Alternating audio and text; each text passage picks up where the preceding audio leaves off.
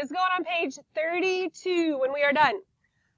You just took a quiz on end behavior, but it was polynomial end behavior. So remember, a polynomial goes from negative infinity to infinity. We could have some max and mins along the way. And this is end behavior of rational functions. Okay? So the end behavior acts a little bit differently, but still same overall concept.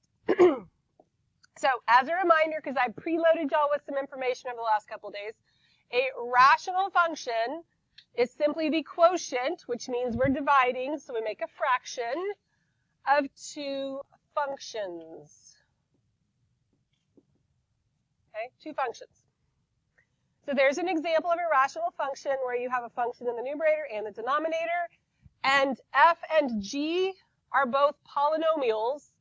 And of course, g of x cannot be 0 because that would make no sense, then it would be undefined, right? Then there's some examples of rational functions. Notice they all have variables in the denominator. They don't all have variables in the numerator. That's fine. We looked at one like this yesterday. That just means we don't have any zeros, so it doesn't cross the x-axis, okay? We know that we can factor them and possibly cancel some stuff out. But could I, here, without factoring, just cancel those out? No, that's bad, bad, real bad. That lands you in math jail. We do not make up math like that. Okay, just a little reminder there. So the end behavior is connected to our horizontal asymptotes. So we talked a lot about vertical asymptotes and holes, and that's more what I would consider middle behavior. It's not technically called middle behavior, but I think that makes sense. And then your horizontal asymptotes go all the way out to the infinities. So these are the ones that are connected to what's going on out there. So these cases here, and this is just a little bit more of formal language of what we've already talked about this week. And this says here that the end behavior of a rational function is determined by the leading terms of the numerator and denominator. Leading terms. So remember, the term has the coefficient, which is the number in front of it, the variable, and the exponent. Okay, so we basically make a ratio of the leading terms to figure out what's going on here. And we don't care about the other stuff. We're only looking at those, which isn't always the first ones, right? But it is the ones with the highest degree. Okay, but they could be in a different order. All right. So case one, the leading terms have the same degree. N is equal to D. So N is the degree on the numerator, D is the degree on the denominator, numerator and denominator. So if they have the same degree, the way we've been saying it is that they are tied in degree.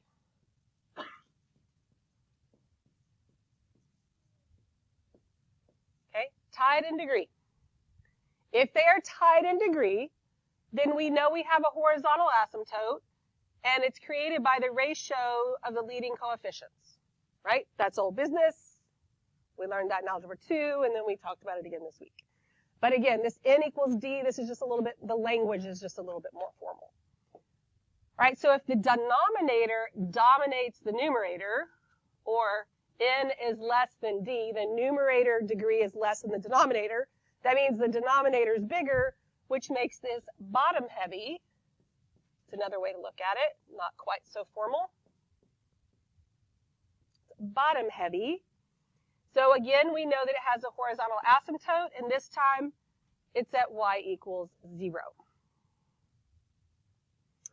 Then, case number 3, we have the numerator dominates the denominator, so N is greater than D.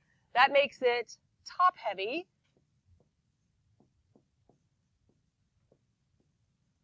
Right? When that happens, we do not have a horizontal asymptote.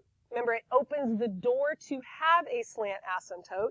But in general, talking about all the different asymptotes we could have, f of x would have the end behavior of this polynomial, where we take the ratio of the leading terms. And we'll talk a little bit more about that. Well, let's talk about the note, and then I'll go into that a little bit more. So what we know, what we know already is if the degree of the numerator is exactly one more than the degree of the denominator, that's when we get the slant or oblique asymptote. Now, slant asymptotes, that's as far as we are going to get. I showed you some other, or at least one other asymptote the other day. We're going to go back and talk about this here again. Oh, here, I needed to clear that off.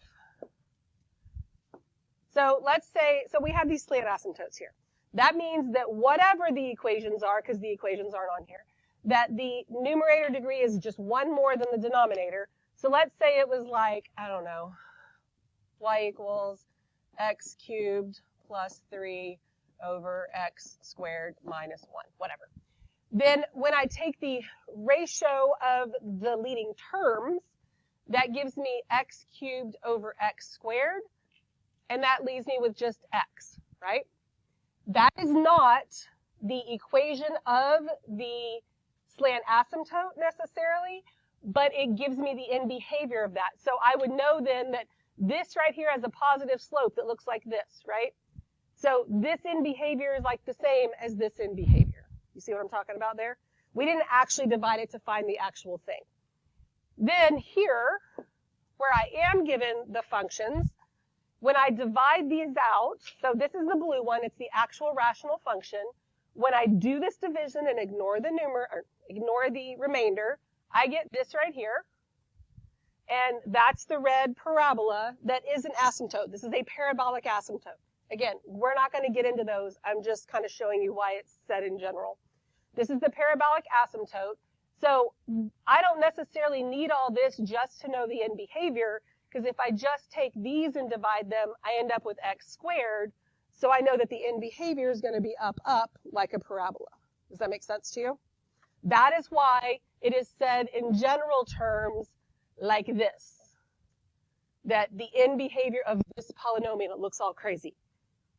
And so, again, you could take another math class in the future where you do talk about parabolic asymptotes or other kind of asymptotes, but slant asymptotes is as far as we're getting. Okay? Just always want to take it back and show you why the language is what it is. And we'll talk more about those in just a second. So this example says, determine if the following rational functions have, have a horizontal asymptote, slant asymptote, or neither. If the function has a horizontal or slant asymptote, write the equation of the asymptote. All right, so I'm looking at A. I'm looking at the leading terms, so I'm going to start with them. And I'm going to look at the degree of the numerator and the degree of the denominator. These have the same degree, so n equals g, which is another way of saying tied in degree, right? If it is tied in degree, do we have a horizontal asymptote? Yes. And our horizontal asymptote, it is a line, so it is y equals what? 3/5, exactly. And that's just a horizontal line at 3/5. Everybody good with that? All right. B, I'm looking at my leading terms here. I'm going to look at the numerator and the denominator. The numerator degree is less than the denominator, which is another way of saying that it's bottom heavy, right? If it's bottom heavy, do we have a horizontal asymptote? Yes, we do. And it's at y equals what? 0. Very good. Okay, so see how it's really the same stuff we've been talking about? We're just formalizing the language a little bit. Do you always have to write the n and the d out? Like, no, but we're going to on this just because it matches that up there. Okay. All right, now let's look at C. Here are my leading terms. Numerator here is greater than the denominator. Another way to say that is top heavy. Then, if it's top heavy, I go, ooh, okay, how exactly are they related? And n is equal to the denominator degree plus 1. Look at D. That means I have what kind of asymptote? Slant asymptote. Very good. And how do we find the actual slant asymptote? We divide, okay? And one thing I meant to point out here, notice how yesterday every time we started, we factored everything and then saw if we could reduce. We could do that here, but if all you're looking for is end behavior, you don't have to, and it doesn't necessarily make it any easier. So, all right, so we're going to divide here. So I'm going to have 5x plus 9, and I'm going to divide that into, did I just put 2x squared minus 4?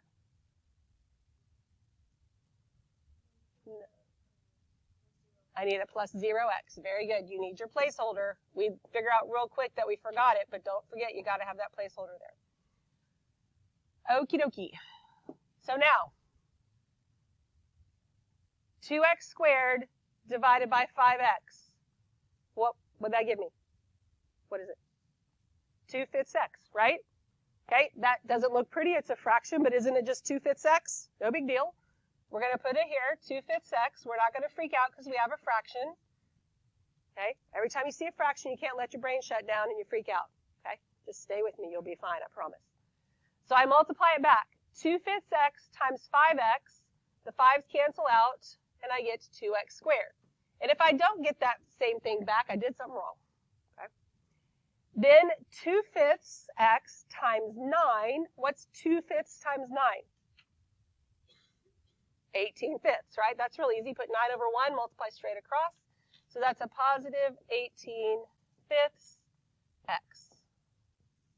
We're still not freaking out. Even though we have fractions, we change the signs on the second row. These zero out. So 0x minus 18/5 x gives me a negative 18/5 times x. And then I bring down my negative 4. Everybody with me? Somebody passed out over fractions. You good? Okay. All right. So now I need to take negative 18/5 and divide it by 5x. Again, we are not going to freak out. I know when I take this and divide by this, first of all, I know it's going to be negative. Second of all, the x's are going to cancel out, right? So now all I'll have to worry about is the numbers. Now let me ask you something. If I divide something by 2, that is the same as multiplying by what? 1/2, right? Multiplying by 1/2 is the same as dividing by 2. Do we all agree with that? So dividing by 5 is the same as multiplying by 1/5. So if I have negative 18/5 divided by 5, which is times 1/5, then doesn't that just give me negative 18 over what? 25. There we go. See how fractions are not that bad. If you just don't let your brain shut down, you're fine. We all survived all that. Now, when I multiply this back, I don't actually have to. Because I lined everything up, I don't care about the remainder, right? My slant asymptote, the remainder is irrelevant. So I have, I don't need, if I multiply this back and do all this, I'll get my remainder, but I don't need it. So I'm done. I can stop here and say that my slant asymptote is, and I didn't leave myself enough room, y equals 2/5 x minus 18 over 25. Now, are you going to have to do long division with these fractions for a ton of things? No. But I made you go through this one because I wanted you to see it's not nearly as bad as it looks or that you think it is when you get through it. So we found our slant asymptote. We're going to come back and revisit this question in just a minute after we do something on the back. Any questions at this point? All right. So let's look at D here.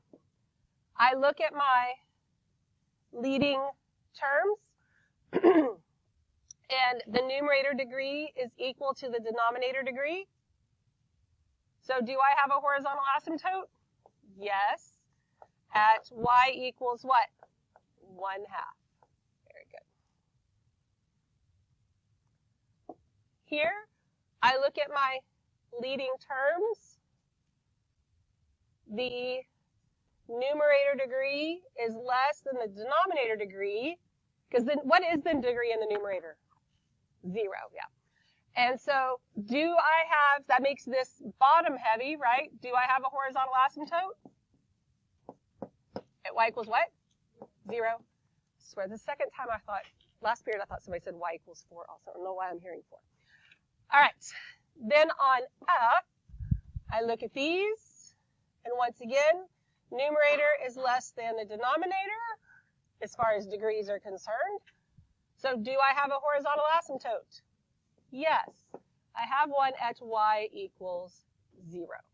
Now, this negative sign right here, see this guy? Did he make any difference in my horizontal asymptote? No. If there was a negative out front of this, would it matter? It would have. So make sure you don't just ignore it. It didn't matter because it was y equals 0, but if you're having to actually use the numbers, then make sure you're paying attention to the signs, okay? What questions we got? Anything? All right, so this is basically the way you've looked at asymptotes to begin with. Now we're going to tie this to end behavior. All right, now this is end behavior. We don't care about the middle behavior, right? It's not asking us for our horizontal asymptotes. It's asking us for limit statements, but it's all tied together. So what we need to do first is actually write down what our limits, I'm sorry, not what our limit, what our horizontal asymptotes are if we have them. So I'm looking at these first terms. I have a horizontal asymptote at what? Y equals 1/3, exactly. Right, because they are tied in degree.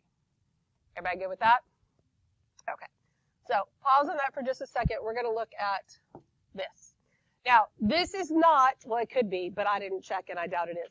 This is not the exact equation of what we're just looking at. But I do have a horizontal asymptote that I could say is at 1/3 because there's no markings on here. So here's my horizontal asymptote, right?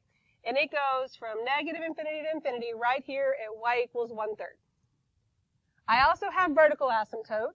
I could also have holes somewhere in here. The vertical asymptotes and the holes have nothing to do with end behavior because it's all in the middle, right? The end behavior is related to the asymptote. So as x gets bigger and bigger and bigger, y is approaching 1/3, this one from the bottom. As x gets smaller and smaller and smaller, y is approaching 1/3, but from the top over here. Does that make sense? And even if it was one of those that, because I know that we looked at the fact that you can cross a horizontal asymptote. You cannot cross a vertical asymptote, but you can cross a horizontal one. You can cross it an infinite amount of times. But let's say this function came down like this and then came back up like this. Okay, it crosses it, but again, this is like in the middle. I don't care. Way out here, even if it goes up and back down again, it's still approaching 1/3. Does that make sense to you? See how that works? All right.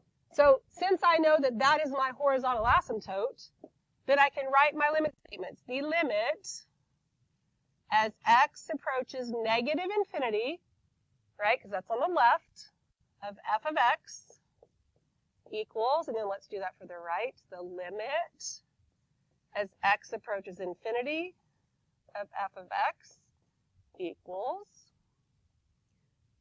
all right.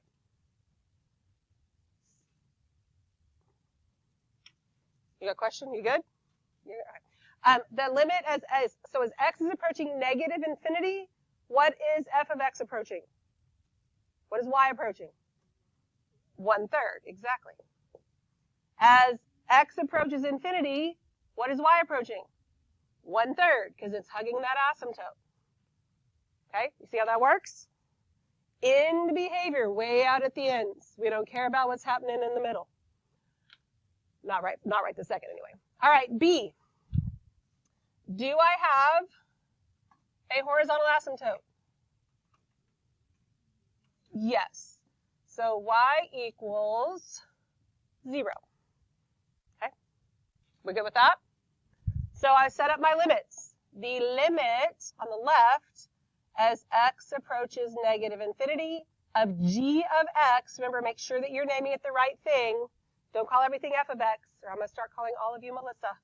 The limit as x approaches infinity, g of x equals. Okay, my left limit as x is approaching negative infinity, what is y approaching? 0.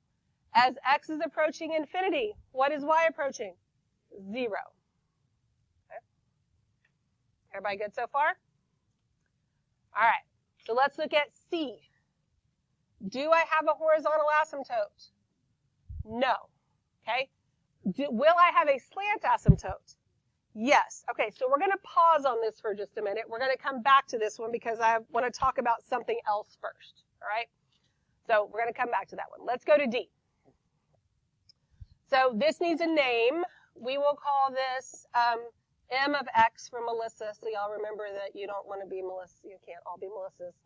I've got the limit as X approaches negative infinity of M of X. Limit as x approaches infinity of m of x. Okay. If when x is approaching negative infinity, what is y approaching? 2. When x is approaching infinity, what is y approaching? 2.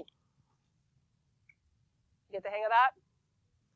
Let's call this one k of x.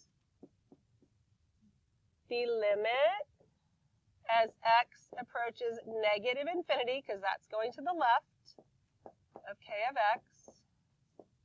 The limit as x approaches infinity of k of x. All right. As x is approaching negative infinity, what is k of x approaching? Bless you. Negative 1. As x is approaching infinity, what is k approaching? Negative 1. All right, now let me ask you this. Here, right here, isn't y approaching negative infinity? Yeah, right? Y, because this is going down like this, right? Because this is the middle part of that, and this is going up. Okay, but does that matter? No, because that's as x approaches negative 1.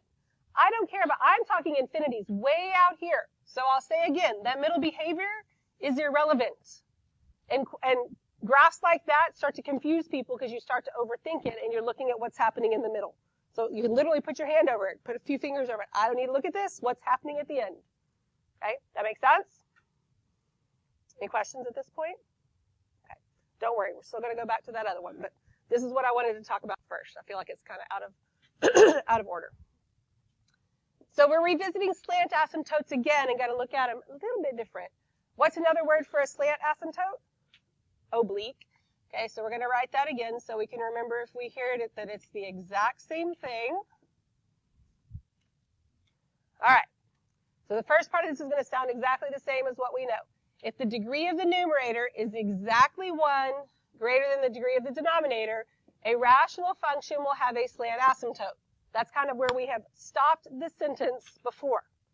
This goes on to saying this is going to make your life easier. A slant asymptote that is parallel to the ratio of the leading terms. Now, if I'm graphing a rational, I need to know exactly what my slant asymptote is so I can graph it in there. If I'm just talking about in behavior, I don't have to know exactly what it is. I just need to know what it is parallel to. So what it is saying is where we have been dividing the whole thing out with polynomial long division, which we still need to know how to do and still may have to do, you don't have to do it all the time. If I'm given this function, okay, and then these are my leading terms, and the numerator is 1 greater than the denominator in the degree, then it's saying that it has a slant asymptote that is parallel, not that it is this line, but that it is parallel to this line where basically we're just taking the ratio of the leading terms, okay? And I'm going to show you why. That's when we're going to go back up to D up here, all right? So we're going to go back up here. Now, if I actually wanted my the actual slant asymptote, I would do polynomial long division, which we're totally capable of doing. But I just want to know what it is parallel to. So if I just take these first two terms and literally take negative 3x to the 4th divided by x cubed, which would also be my first step in the long division, right? When I divide that, what would I get? Negative 3x, okay? So y equals negative 3x. That would be the first part of my line. Do we agree with that? And then we'd multiply it back and do the next step and find our y-intercept because it's in y equals mx plus b. But what that statement down there is saying is we don't have to do all that. Because what this tells me, and I guess I'll draw it down here, is if I have this line, negative 3x, the line looks like something like this. Negative slope, kind of steep, goes through 0, 0, right? The only thing that would change if I actually did the entire division would be the y-intercept, which means the slope would be the same, but it would just be shifted up or down. How are those three lines related? They are parallel, right? Because if you have the same slope and you're a line, you're parallel to each other. So even though I don't know that doesn't give me the exact location, it does tell me that the line looks like this, right? So that I can do my end behavior. Because now when I write this out, I can write out the limit as x approaches negative infinity of h of x. Let's go ahead and start them both. Limit as x approaches infinity of h of x. All right, so I know that basically the line looks like that. And since I don't have a grid, I don't even care where the y-intercept is. But as x is approaching negative infinity, what is y approaching? Infinity. And as x is approaching infinity, f of x is approaching negative infinity. So it basically needs to know, do you have a positive slope or a negative slope? Because you have a slant asymptote, and that tells you about the end behavior. Okay? You okay on that? Does that make sense? All right. Again, we still need the skill to be able to divide, but depending on what you're being asked, you might not have to divide the whole thing out. So let's look at this last question then. It says, which of the following rational functions has a slant asymptote parallel to this line? And if it's parallel, what does it have to have the same of? Slope. Okay. So let's see, what is our asymptote here? What kind of asymptote would we have? Y equals what? 1/2. It'd be horizontal, right? Y equals 1/2. So there's a 1/2 in there, but that's not parallel to that because that's not the slope, right? That's actually the y-intercept because the slope is 0. All right, so then here I look at this. Do I have a slant asymptote? No. I have what kind of asymptote? Horizontal at y equals 0 because it's bottom heavy. So neither one of these have this is parallel to that one yet. Then I look at this. Is this top heavy, bottom heavy, or tied in degree? Top heavy. Top heavy by how much? 1, which means I'm going to have a slant asymptote. And so instead of doing my full long division, I can just take the ratio of these two terms, and I would get y equals what? 1/2 x. So is this parallel to this? Yes, because this is actually, right now, this is identical to this, but this is telling me, like, I would have something else out there. I don't know what it is, so it is parallel to that one. So I like 3. Does this have a horizontal asymptote? No, it is top heavy. Does it have a slant asymptote? No, because it's top heavy by how much? 2. Now remember, it said on the front, when it generalized it, you would have end behavior that modeled this, and so if I actually divide that out, I get y equals 1/2 x squared. That means this one would have that parabolic asymptote, okay? Which remember, it's okay that we don't fully understand that or whatever, but that's not it. The answer is 3 only. Okay? What questions do you have? You good? So still horizontal asymptotes. We just formalized the language a little bit and added limit statements. Let me clarify on your assignment. On the front, everybody listening? Here are the instructions. It says, for each of the following, you're going to circle if it has a horizontal slant or slant asymptote or neither. If it's horizontal, if it has a horizontal one, write the equation. If the function has a slant asymptote, write the equation the asymptote would be parallel to. So do you have to do the long division? No, you just have to do the first part of it just so that you can find that ratio. Does that make sense? Okay, good deal.